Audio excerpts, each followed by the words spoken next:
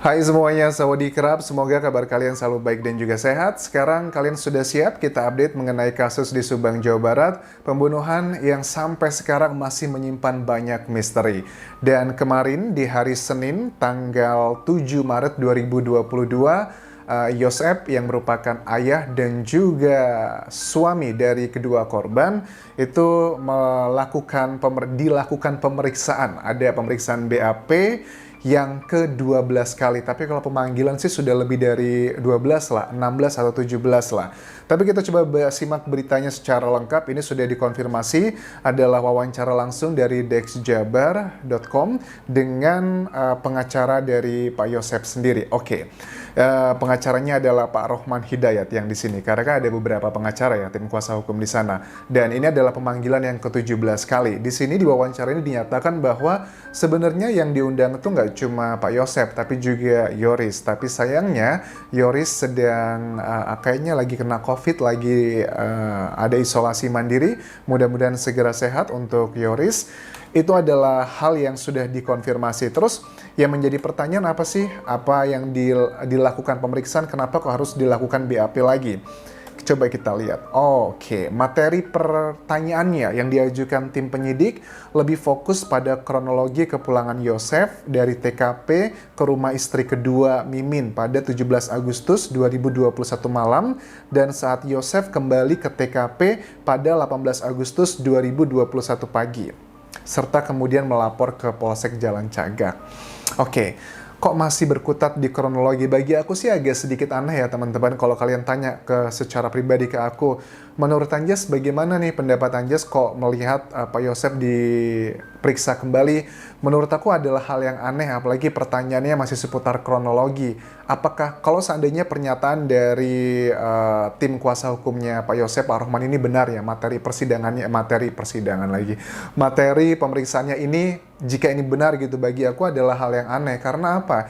Karena seperti pernyataan dari tim kuasa hukumnya Pak Yosep, ini adalah pemeriksaan yang ke-17 kali dan BAP adalah yang ke-12 kali. Masa dari ke-12 BAP tersebut tidak ada satupun yang menjelaskan mengenai tanggal 17 Agustus, itu adalah mengenai kepulangannya Pak Yosep malam, ini sebelum kejadian, menuju ke rumahnya Bu Mimin, karena aku menangkap ini adalah mengenai CCTV kan ya. Aku menangkap dari pernyataan ini adalah begini teman-teman. Jadi Pak Yosep ini pada saat pulang menuju ke rumah Ibu Mimin, itu sudah terekam di CCTV-nya. Mungkin ada motor yang dia pakai, itu sudah terekam di CCTV warga sekitar. Itu adalah di sebelum terjadinya pembunuhan, which is 17 malam, sekitar jam 9-an ya, Pak Yosep pulang. Kemudian yang berikutnya adalah ditanya kembali mengenai di 18 Agustus pagi, ini adalah berarti pada saat kedatangan Pak Yosep dari rumah Ibu Mimin menuju ke rumah Ibu Tuti almarhumah. Jadi aku juga menangkap bahwa ada CCTV yang merekam kedatangan dan juga kepulangan Pak Yosep. Ini yang lebih digali lebih detail. Oke, ini adalah fakta yang memang nggak bisa kita pungkiri dan aku sepertinya menilai bahwa memang ada rekaman kedua tersebut. Kenapa kok dari tim penyidik kembali mempertanyakan mengenai hal tersebut? Apakah, kan kita tahu ya namanya juga penyidik lah, nggak usah ngomongin soal penyidik ya. Kita aja sebagai manusia biasa pada saat kita berdiskusi, kita bertanya itu ada beberapa tujuannya. Bertanya yang pertama tujuannya adalah untuk mencari tahu jawabannya, atau yang kedua adalah untuk mengkonfirmasi hal-hal di sekitar ini, atau yang ketiga hanya untuk memastikan apakah ini linear atau tidak dengan BAP yang sudah dilakukan. Sudah 12 kali BAP dilakukan dan aku yakin ini pasti sudah pernah ditanyakan. Apakah ini hanya untuk mengkonfirmasi kembali atau ada hal-hal seputar lainnya?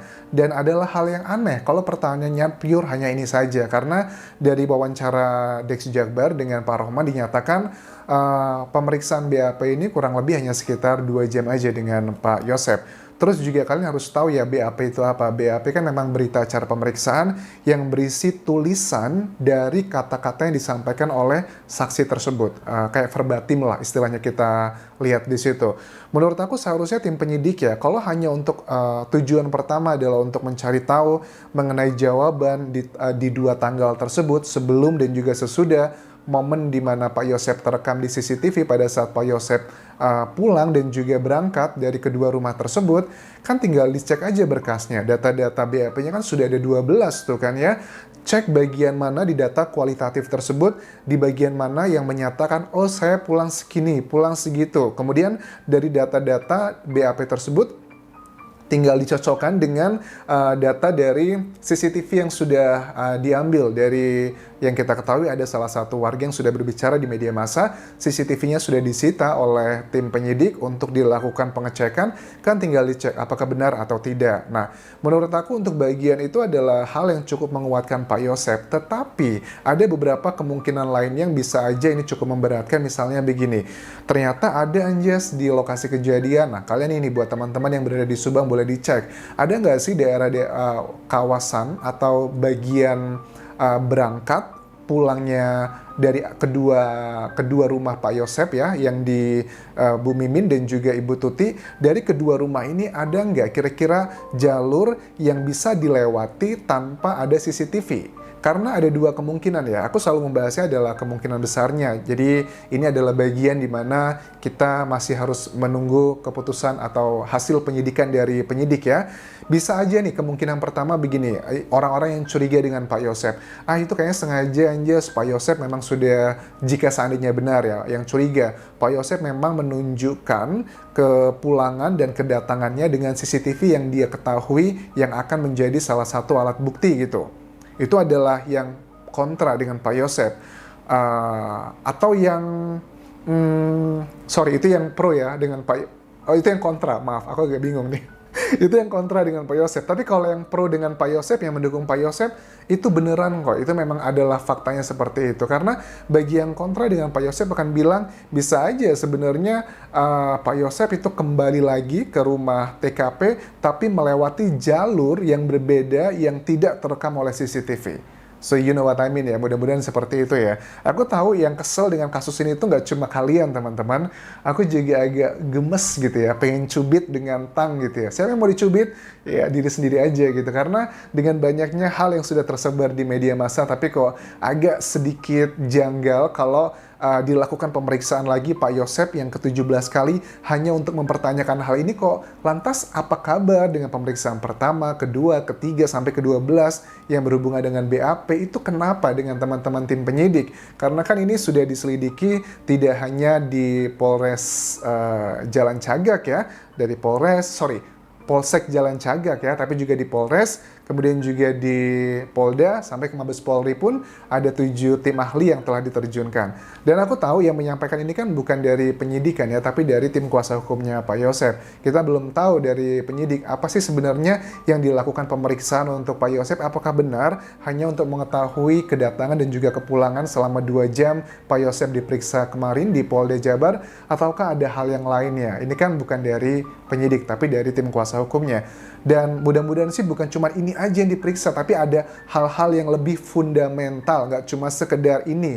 Karena kalau untuk mencari tahu data ini, masa di BAP 1 sampai ke 11 sampai ke 12 itu belum ada mengenai hal ini, itu adalah hal yang aneh begitu. Kalau ini beneran ditanyakan, ada apa nih dengan kualitas penyidik kita? Masa sebegitu hal yang menurut aku adalah pengumpulan data itu kan basic knowledge ya, pengumpulan data dari verbatim, ditulis ke kertas gitu, kemudian ditandatangani oleh si saksi, sudah setuju belum dengan apa yang dinyatakan, dan ini kan bisa nanti dijadikan salah satu hal yang kalau memang kuat bisa menjadi alat bukti tentunya dengan data-data pendukung lainnya. So, oke, itu adalah untuk komentarku mengenai Pak Yosep yang kembali diperiksa. Bagi aku adalah hal yang aneh kalau pertanyaannya hanya untuk kedatangan dan juga kepulangan, karena semuanya sudah ada seharusnya di BAP dan sudah ke-17 kali pemeriksaan, ya pastilah sudah terjadi pasti banyak distorsi. Setiap saksi yang diperiksa lebih dari 2 kali, mereka sudah well prepare apa-apa yang harus dikatakan, apa-apa yang harus dipersiapkan. Bagi aku kita nggak boleh lagi rely kepada keterangan yang sudah ada lebih dari 10 kali gitu kan. It doesn't make sense. Itu kayaknya mencederai logika berpikirku. So mudah-mudahan ada hal baik yang dapat kita temukan di bulan Maret ini dari Polda Jabar, dan aku juga mendoakan semoga Yoris cepat sembuh agar bisa segera menyelesaikan kasus ini, membantu kasus ini agar segera terungkap. Seperti itu. That's all yang bisa aku bahas mengenai kasus Subang.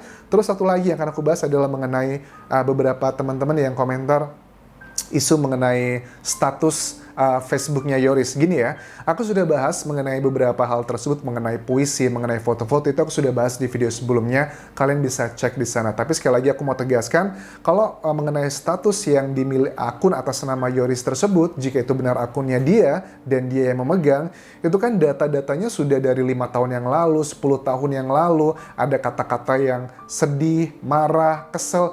Ya menurut aku terlalu dini kalau itu dihubungkan dengan kasus Subang. Namanya manusia kan adalah ups and down ya. Kadang ada sedih, kadang ada marah, ada kecewa. Kan nggak semua mentang-mentang dia lagi marah, kecewa langsung dihubungkan dengan kasus ini tanpa ada fakta apa begitu. So itu adalah bagi aku yang cukup penting untuk teman-teman tahu. Tapi kalau kalian lihat di video sebelumnya aku membahas mengenai puisi, mengenai foto-fotonya karena itu berdekatan dengan waktu pembunuhan tersebut. Tapi kalau sudah foto-foto status lebih dari 1 tahun ke atas, 2 tahun ke atas, bagi aku bisa dihubungkan kalau ada jembatannya apa nih, ada fakta apa. Tapi kalau hanya pure terlalu subjektif ya, bagi aku itu juga nggak fair ya.